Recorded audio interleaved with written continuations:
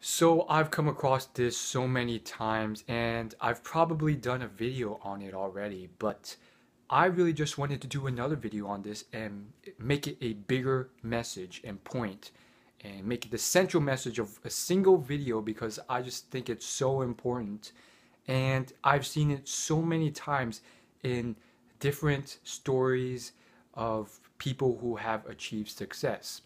So, what is this idea? Well, it's a mindset and it's also a reality. So, what does this mean? Some people use it as a mindset and view things like through this perspective. And this perspective is every failure or missed opportunity is a blessing.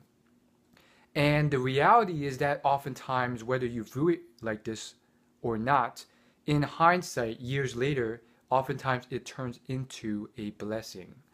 So, the best example and most recent I can give you is of billionaire Peter Thiel. So, he founded and sold PayPal, and he also was a investor early on in some of the big tech startups, including Facebook.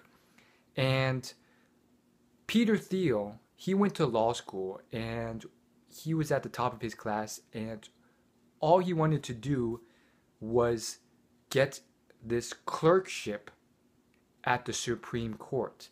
It was the ultimate internship, and only one person got it, and he had to beat out the rest of his class to get it. Ultimately, he didn't get it.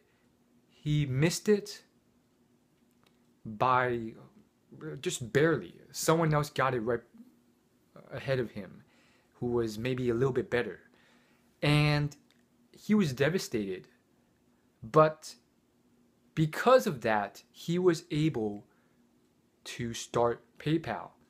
He was able to start thinking creatively and start building businesses. And in his book, Zero to One, he mentions how if he had not started, he mentioned in his he mentions in his book that if he had gotten that clerkship, he would have been on a completely different track. Because of getting the clerkship, he would have gotten into a great law company or worked as a lawyer and followed a complete different trajectory. He would have followed it and done very well in that area, but not as well as he was now. And he actually ran into one of his classmates that he didn't see for 10 years. And the first thing that this classmate said was not, "How are you?" or "How have you been?" or "It's been so long," but "Aren't you glad you didn't get that clerkship?"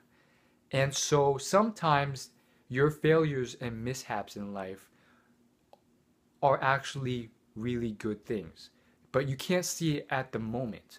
Sometimes years down the line, it's what leads you to a better lifestyle. Peter Thiel is probably pretty happy that he didn't get the clerkship in hindsight now. And he's not the only one. I mean, there's plenty of other examples like this. For instance, Warren Buffett, he got rejected from Harvard Business School, and that's where he wanted to go. He went for the interview and he thought he nailed everything. He got rejected.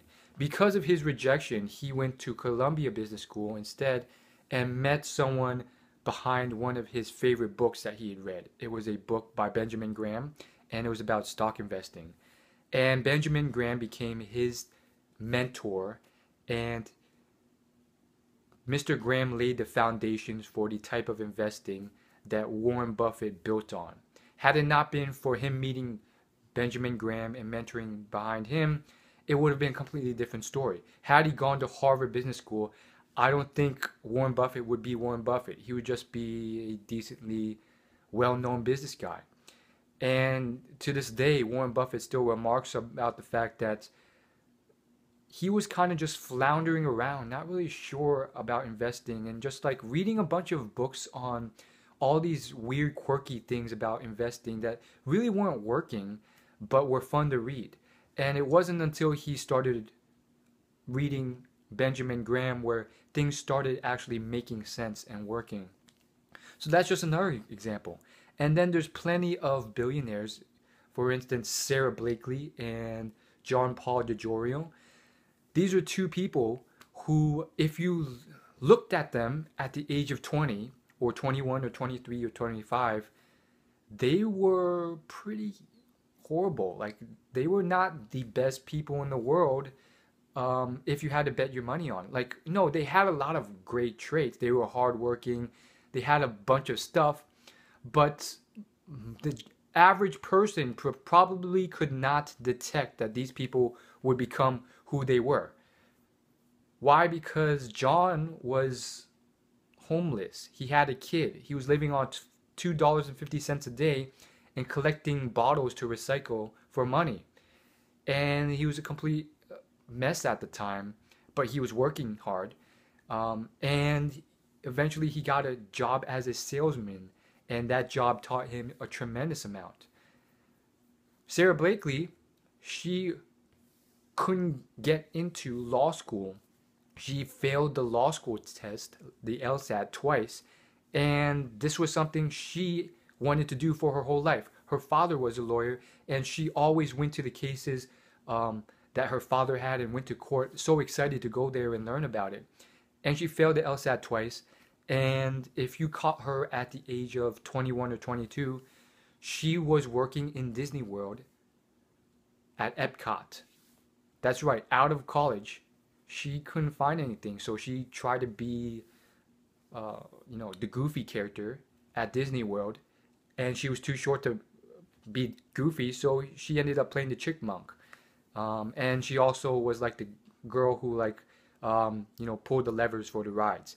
Quite embarrassing, or not? I wouldn't say embarrassing, but it's a low tier position. And then for the next 7 years, she was a vacuum cleaner salesman. That's not the funnest job ever, and yet she made it through.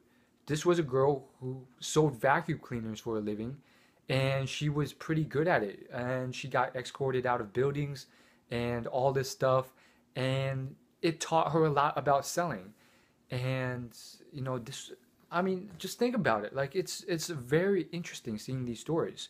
So for me, it gives me hope, and I don't think you should take it as something where it's like, oh, I'm doing nothing with my life. I'm just like screwing around, and this man in this video, Will, is telling me it's okay, so I'm just gonna keep eating potato chips and lounging on a couch. I'm not saying that. I'm saying it's a sense of hope if you are working very hard, if you are writing plans for where you want to be in life and all that other stuff, and things aren't panning out at the very moment. I mean, all these people were working hard. Sarah Blakely was constantly writing in her journal and just trying to figure out where did she want to be, what type of lifestyle did she want to have, and so forth, and doing this on the down low. But on the outside, most people would just see her as this salesperson who, occasionally on the weekends would go to stand-up comedy, stand-up comedy lessons. So I just think it's very interesting, and the message is hope, and the second message is that it takes time, and the third message is don't sit there on the couch and do nothing and be lazy and eat potato chips and play video games, and do nothing and be stagnant and not move forward. It still means you have to do hard work and push forward like all these people did, but realize that it's okay if you're not there yet, and it's okay if you're a little bit lost in life and so forth. That's all I gotta say. As always, like and subscribe. Thanks so much for watching. I'll see you in my next video. Peace.